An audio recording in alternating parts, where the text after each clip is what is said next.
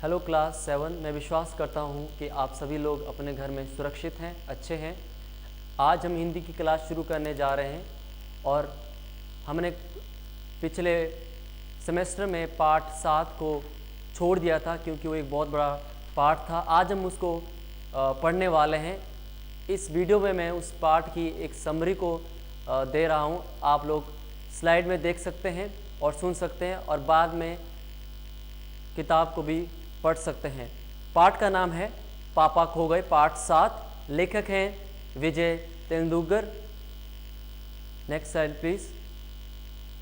पापा खो गए एक नाटक है, इसके लेखक विजय तेंदुलकर है। इसमें निर्जीव वस्तुओं की पीड़ा का सजीव चित्रण किया गया है। इसमें लेखक ने क्या किया, जो निर्जीव वस्तुएं हैं, जो चल नहीं सकती, फिर नहीं सकती, उन चीज़ों को या उन वस्तुओं को सजीव रूप में बताया गया है, या उनको एक जैसे इंसान बात करता है या जैसे सजीव वस्तुएं चलती फिरती है। सजीव का मतलब लिविंग थिंग्स, जैसे वो चीज़ें चलती है उसी प्रकार से क्या उन वस्तुओं का चित्रण किया गया है। और साथ ही साथ इस अध्याय में या इस पाठ में बच्चों का जो अपहरण होता है या किडनैपिंग जो होती है उसकी समस्याओं का भी साथ में चित्रण किया गया है। रात के समय में एक बिजली का खंभा है, एक पेड़ है और एक लेटर बॉक्स है और दीवार पर नाचने की मुद्रा में एक लड़की का पोस्टर है। तो ये सब इस पाठ में किरदार है। इन सब को देखते हुए इस पाठ का, इस नाटक का क्या है, लेख किया गया है। Next slide please. रात के समय ये सभी दिन की दिनचर्या की बातें करते हैं।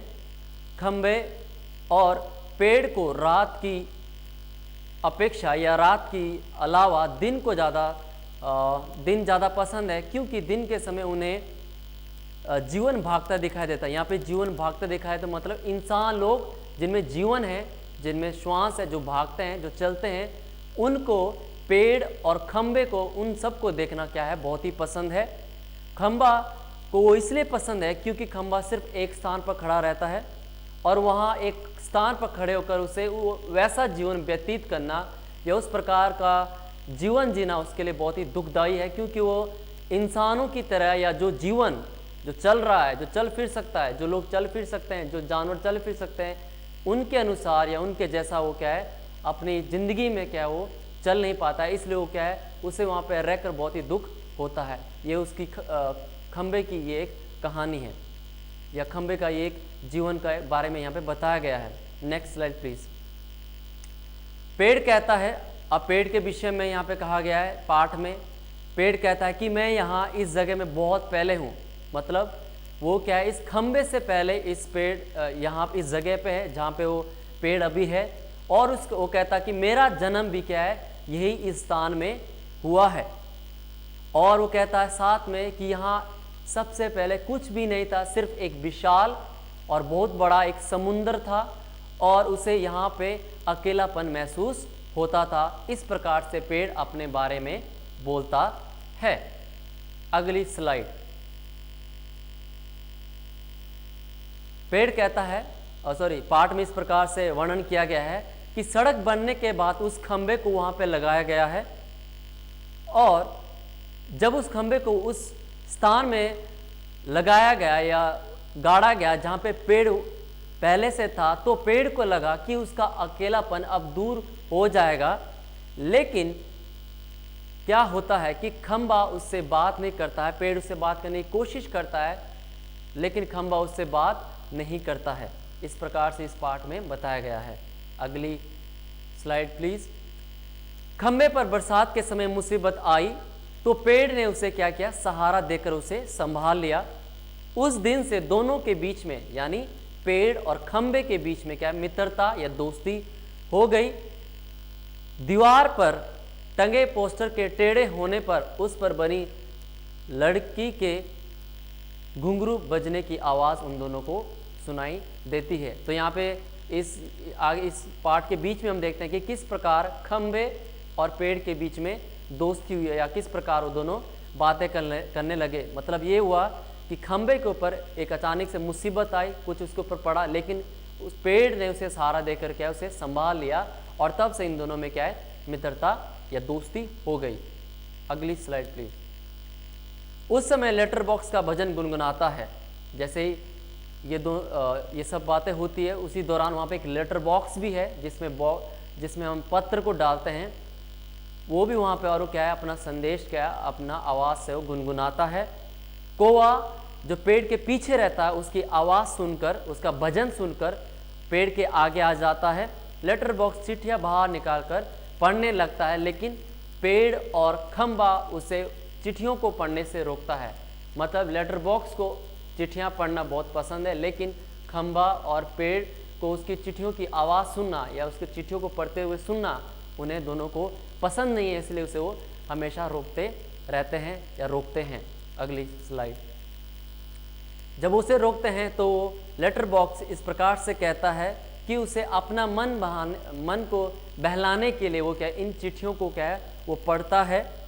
और साथ ही साथ वो पेड़ को भी कहता है कि तुम्हें भी क्या, चिट्ठियाँ पढ़नी चाहिए। और अचानक क्या होता है कि वहाँ से एक आवाज़ सुनाई देती है, और लेटर बॉक्स, पेड़, कौवा और जो लड़की का जो पोस्टर दीवार पे टंगा हो, तो सब क्या है, शांत हो जाते हैं। तो यहाँ पे आप देख सकते हैं कि लेखक ने जो निर्जीव वस्तु है, जो बोल नहीं सकती, उनको क्या, सजीव या जो लिविंग जो चीज़ें होती है, जिनमें जान होती है, जिनमें श्वास होता है, उनके जैसा उन्हें क्या है, यहाँ पे उनका चित्रण किया गया है। अगली स्लाइड।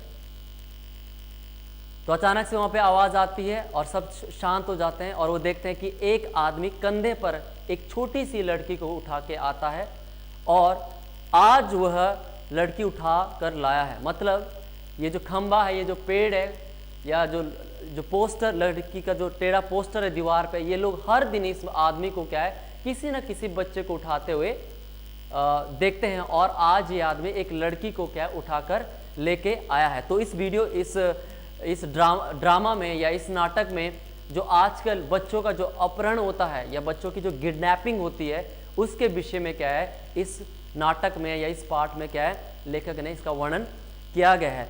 और जब वो आदमी जो बच्चों का जो अपहरण करता है, जब वो उस लड़की को लेके आ रहा होता है, तो वो लड़की बेहोश हो चुकी होती है और क्या, गहरी नींद में होती है, और आदमी उसको वहाँ जहाँ पे पेड़ और खंबा और जो पोस्टर है, वहाँ पे उस लड़की को रख कर क्या है, अपने खाने की क्या है, व्यवस्था या प्रबंध करने के लिए क्या है, कहीं और चला जाता है। अगली स्लाइड।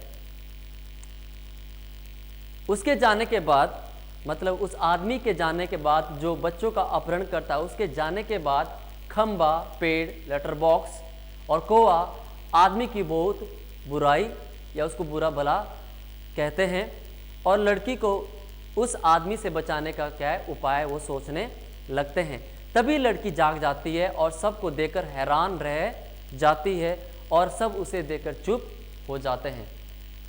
लड़की सोई होती है, जैसे उसकी नींद खुल जाती है, जैसे बेहोशी से बाहर आ जाती है, वो अपने आसपास उन सब चीज़ों को देखती है और उसे बहुत ही हैरानी होती है, और जैसे वो जाग जाती है तो सब बाकी सब चीज़ें वो क्या, बिल्कुल शांत हो जाती है, ताकि उसे पता ना चले कि वो सब क्या बात कर पाते हैं जैसे इंसान बात करते हैं। अगली स्लाइड। लड़की अपने माँ बाप और घर को याद करके रोने लगती है।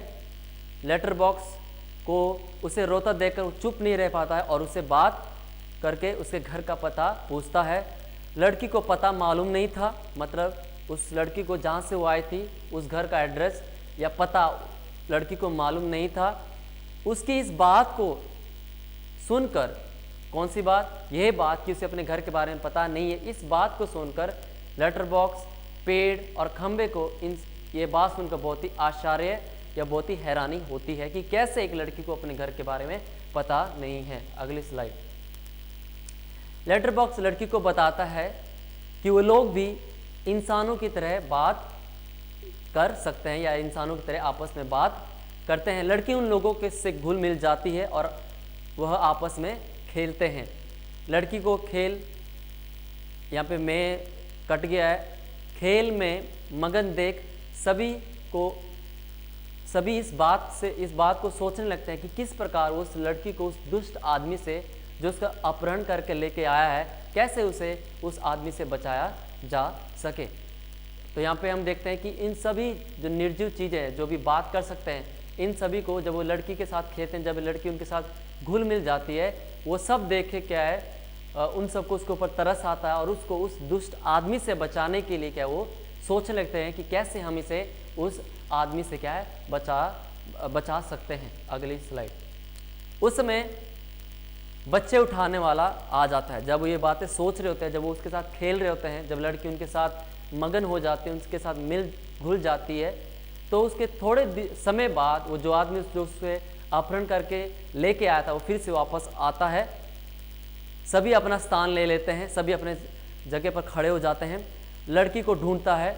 इसका मतलब वो सब जो चीज़ें वहाँ पे हैं, खंबा, पेड़, कौवा, वो सब क्या है उसे छुपा देते हैं।